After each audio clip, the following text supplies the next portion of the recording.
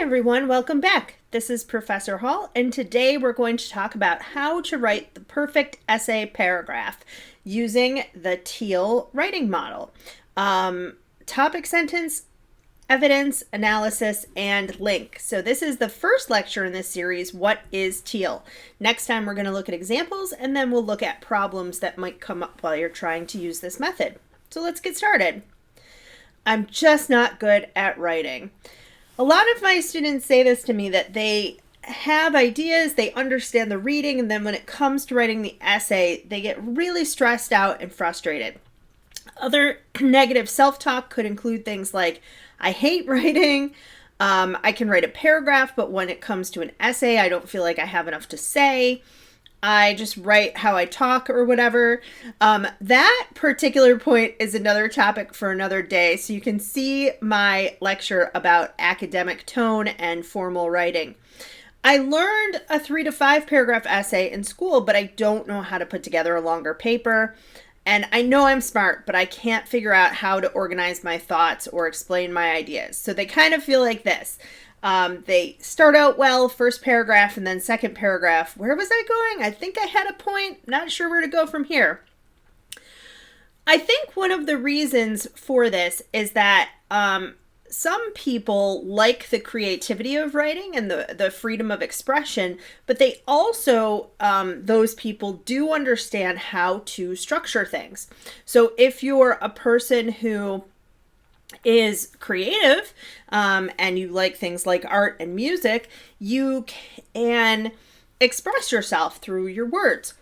And maybe you enjoy that part of it, but then when it comes to an essay, you don't understand kind of how to put things together. Other people, if they are a little bit more technically inclined, if they like things like engineering or science or math, they don't always like writing because it seems to them like there aren't any rules, that it's just like you put words together and they can't kind of figure it out. So what if you had a formula?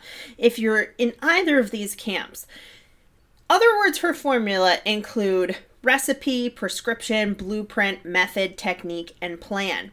Imagine trying to solve a math equation with no formula or method to solve it. You'd end up with just a jumble of numbers and no real way of knowing how to put those numbers together. Or you'd kind of be stuck at simple addition or subtraction. And the same kind of thing happens with writing. A lot of people think that they're not good at writing because they don't have a clear method or a clear plan on how to write. So they get stuck in these kind of older ways of doing things where they're just writing the standard 5-paragraph essay because that's kind of all they know. Or they have a lot of ideas, but they're not really organized all that well. So the basic plan is this for your essay. Have an interesting introduction with a hook and a thesis that includes a claim and reasons.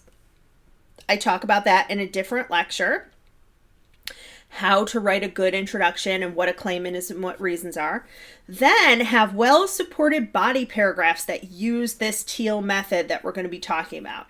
Topic, sentence, evidence, analysis, and link. And if you use this method, you can do this for any length of paper. So if you have a 3-paragraph essay, you can just have one body paragraph. If you have a journal entry, you can leave out the introduction and use the first part of this, topic, sentence, evidence, and analysis, to do that 1-paragraph assignment. If you have a long paper, like a 5 or a 10-page paper later on, you can use this method for every single paragraph. And then at the end, have a strong conclusion that ends on a bang instead of a whimper. And again, I have another video about conclusions. So what is TEAL exactly? I've mentioned this a couple times. The topic, sentence, the evidence, the analysis, and link spells out TEAL. Some teachers also call this PEAL, and I've named this video TEAL or PEAL method, point, evidence, explanation, link, or PEAT I've seen sometimes. I've also seen PEAL, PEA if it's just a 1-paragraph assignment, or TEA leaving off that link. PEAT is point, evidence, analysis, transition. But basically they come to the same thing. You are giving a sentence that shows your topic, you're giving evidence, you're talking about that evidence, and then you're linking either back to your thesis or to your next point. So the topic sentence, here's a great example. Fortune hunters encounter many difficulties when exploring a shipwreck. So maybe this is an essay that's about fortune hunters. And maybe the last paragraph was about how they can find financial gains. And now we're going to start exploring the difficulties that they encounter. That's basically what a topic sentence does. It is the controlling idea for your paragraph. The sentence has a specific focus. So it's not vague, and it indicates to your reader what your paragraph will be about, but it should not be in first person, and it should not be an announcement. Now, what do I mean by that? An announcement is something like, in this essay, I will show you, right? That's announcing what's coming up. So, no, in this next paragraph, I will discuss. We have an announcement and we have the dreaded I language. Here's another topic sentence instead. Recent increases in precipitation in the United States could be the result of global climate change. So I know that this essay is probably about climate change or global warming, and this paragraph is going to focus on precipitation. Evidence. I like this little picture because it's showing that all the evidence should kind of come under the umbrella of the topic sentence. It should all relate. Evidence is something from yourself or your research that helps you prove or support your topic sentence. So just like each one of your body paragraphs should prove or support your claim or your thesis, inside those paragraphs, we're going to have evidence to support what we're talking about. This could be an example, a fact, a statistic, an anecdote. That's another word for a little short story, a quotation, a summary, or a paraphrase. And for this, we use what's called the sandwich method. Now, I have another set of videos about how to do this really well if you're struggling with it. But basically, you're going to introduce the evidence, and then give the evidence, and then cite the evidence. So you're putting the sandwich together with the evidence in between. So here's an example of what not to do. This is called a dropped quotation. There's no introduction. We just start off with the quote, and there's also no citation there. You don't want to have a dropped quotation because then your reader doesn't know what the context is for that sentence. Why are you including this fact? So here's how to do it instead. The Environmental Protection Agency reported, and then I just put quote just to shorten it up, but you put the quote in there. Precipitation events remained steady from 1910 to 1980, but nationwide there has been a rise of extreme precipitation events every year since 1990. EPA paragraph 6. So there's my citation. Then, after you give the evidence, you're going to analyze it. That means you're going to look closer. Analyzing or explaining how the evidence you just gave helps to prove the claim in your introduction. Or you can also make connections for the reader to show how different pieces of evidence fit together. So there's a lot of different ways you can analyze. You can clarify and give a definition.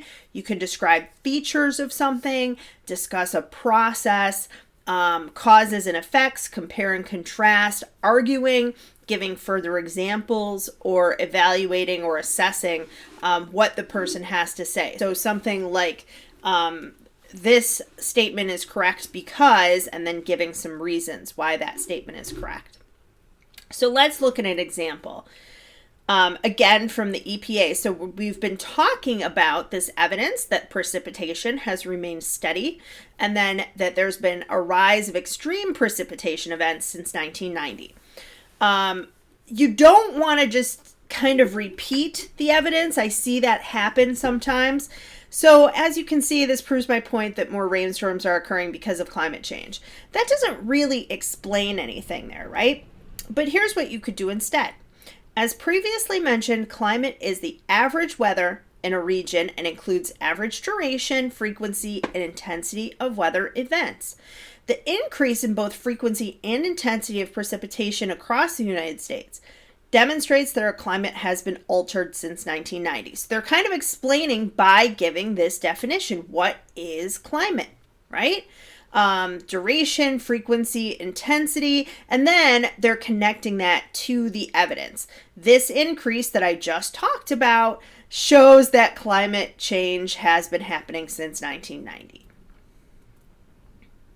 So that's definition with a little bit of persuasion, trying to define and then argue that point. Then you have the link. A link can be a sentence that links your paragraph back to your claim, or it can be a transition that connects your last point to your next point and smoothly moves from one point to another. Now, if you're not in my class, I highly recommend checking out the OWL at Purdue. That's the online writing lab. They have a whole list of transitions. I have some over here, but they kind of came out blurry. But they have a whole list of transitions and some help about how to do transitions. I've also got a set of lectures about how to use transitions. So that's something that you want a little more help with. You can always check those out. But you can basically use words such as therefore, in addition, moreover, although, in comparison, or for this reason. Not every transition means the same thing, so you want to be careful about which ones you use. So you can use this link at the beginning of a paragraph instead of just the end. Sometimes people will have both. They'll have a transition sentence at the end of one paragraph, and then they'll have a transition word like furthermore at the beginning of the next paragraph. So it's kind of a little bit flexible as to how you want to do that. So here's an example. We've just been talking about precipitation events. So this person says, in addition to increased rain, snow, and hail, the United States has seen major temperature fluctuations over the past 20 years. So I would assume that this is going to be the topic of my next paragraph. Fluctuations or big, wild changes in temperature. Here's another example. 2 examples of intense precipitation events were Hurricane Katrina in 2005 and Hurricane Harvey in 2017. So if I had this, I would assume that my next paragraph is going to be about those 2 hurricanes, right? And how the author of this essay believes that they connect back to the claim that climate change is causing disturbances in the weather. So putting it all together, here is the whole paragraph. I didn't highlight everything, so it'd be easier for you guys to read. Recent increases in precipitation in the United States could be the result of global climate change. That's our topic sentence. The Environmental Protection Agency reported, quote, precipitation events remained steady from 1910 to 1980, but nationwide there has been a rise of extreme precipitation events every year since 1990. EPA paragraph 6. That's our evidence. As previously mentioned, climate is the average weather in a region and includes average duration, frequency, and intensity of weather events. The increase in both the frequency and the intensity of precipitation across the United States demonstrates that our climate has been altered since 1990. That's the analysis. 2 examples of intense precipitation events were Hurricane Katrina in 2005 and Hurricane Harvey in 2017. And that's our link to our next point. So I hope this helped. In the next, we're going to look at just a review, and then next time I'm going to have more examples. So if I went too fast here, you can see the next lecture and look at some other examples of this. But remember, create a topic sentence that acts as the controlling idea for your paragraph. Use evidence from your research to prove your point. Introduce and cite that research using that sandwich method. Analyze or explain your evidence to make clear, logical connections for the reader that prove or support your claim. and then link back either to your claim or to the next paragraph in your essay.